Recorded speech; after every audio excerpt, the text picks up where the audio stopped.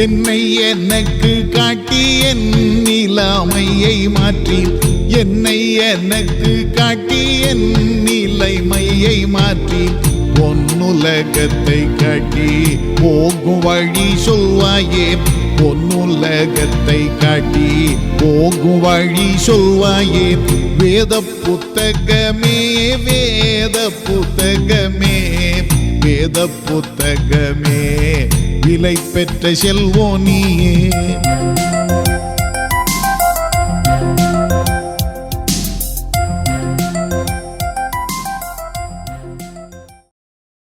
கர்த்தருக்குள் அன்பானவர்களே, அனுதினமும் கிறிஸ்துவுடன் தியான வேளைக்கு உங்களை அன்புடன் அழைக்கிறோம்.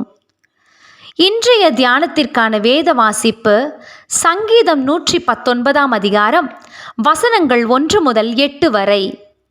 தியானத்தின் தலைப்பு ஒரே வழிகாட்டி. உமது பிரமாணங்களை கைக்கொள்ளும்படி என் நடைகள் ஸ்திரப்பட்டால் நலமாயிருக்கும். சங்கீதம் 119 அதிகாரம் வசனம் 5. 119 சங்கீதம் வேதாகமத்தில் மிக நீண்ட அதிகாரம் ஆகும். பாடியவர் அறியப்படாவிட்டாலும் எருசலேம் தேவாலயம் மீள கட்டப்பட்ட பின்னர் எஸ்ரா இதை எழுதியிருக்கலாம் என்று நம்பப்படுகிறது. இந்த சங்கீதம் முழுவதிலும் தேவ வார்த்தையின் அழகும் மகிமையும் மையமாக வைத்து தியானிக்கப்படுகிறது. விசுவாசத்தில் நாம் வளரவும் தேவனுக்கு முன்பாக நாம் சுத்தமாக ஜீவிப்பது எப்படி என்பதையும் இந்த சங்கீதம் அன்றைய இஸ்ரவேலுக்கும் இன்று நமக்கும் தெளிவுபடுத்தியுள்ளது. கர்த்தருடைய வேதத்தின்படி நடக்கிற உத்தம மார்க்கத்தார் பாக்கியவான்கள். அவருடைய சாட்சிகளை கைக்கொண்டு அவரை முழு இருதயத்தோடும் தேடுகிறவர்கள் பாக்கியவான்கள் என்று இது ஆரம்பிக்கிறது. இயேசு அருளிய பாக்கிய வசனங்களை சுதந்திரிக்க வேண்டுமென்றால் கர்த்தருடைய வேதம் தருகின்ற பிரமாணங்களே நமக்கு தேவை. இன்றைய வாசிப்பு பகுதியில் 3ஆம் வசனத்தை தவிர ஏனைய ஒவ்வொரு வசனமும் இதனை குறிப்பிட்டு காட்டுகிறது. 3ஆம் வசனமோ இந்த பிரமாணங்களின்படி நடக்கிறவனுடைய குணாதிசயத்தை எடுத்து காட்டுகிறது.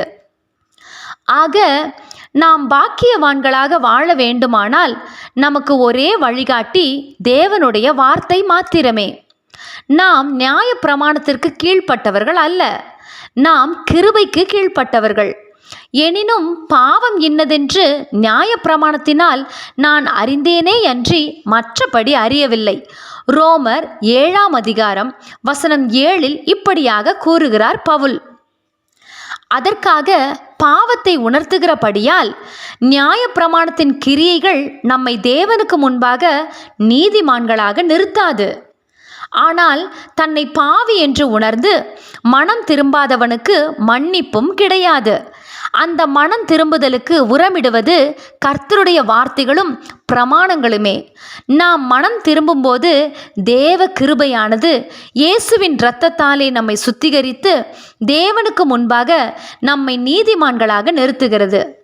இப்போது சொல்லுவோம், கர்த்தருடைய வேதம் அது தரும் பிரமாணங்கள், கட்டளைகள், கற்பனைகள், நீதி நியாயங்கள் தேவனுக்கு பிரியமாய் நாம் வாழ நமக்கு தேவையா இல்லையா? மனுஷனுடைய வழி அவனாலே ஆகிறதல்லவென்றும் தன் நடைகளை நடத்துவது நடக்கிறவனாலே ஆகிறதல்லவென்றும் அறிவேன். எரேமியா 10ஆம் அதிகாரம் வசனம் 23. பாவம் நிறைந்த உலகில் கர்த்தருக்கேற்ற வழி நடக்க நிச்சயம் நமக்கு ஒரு வழிகாட்டி தேவை. உலகமும் அந்நிய காரியங்களும் கூட நல் வழி என்று நாம் ஏற்றுக்கொள்ளத்தக்கதாக நமக்கு முன்னே அதிகமாகவே வைக்கப்பட்டுள்ளன. ஆனால் நாம் எந்த வழியை பின்பற்றப் போகிறோம்? தேவனுடைய வார்த்தை தரும் வழியையா, உலகம் தரும் இன்பமான வழியையா? ஜெபம் செய்வோமா? அன்பின் தேவனே, உலகம் தரும் இன்பமான வழியை அல்ல, தேவனுடைய வார்த்தை காட்டும் வழியையே தெரிந்தெடுக்கவும் அதையே என் வாழ்வில் பின்பற்றவும் இன்று நான் தீர்மானம் செய்கிறேன். ஆமேன்.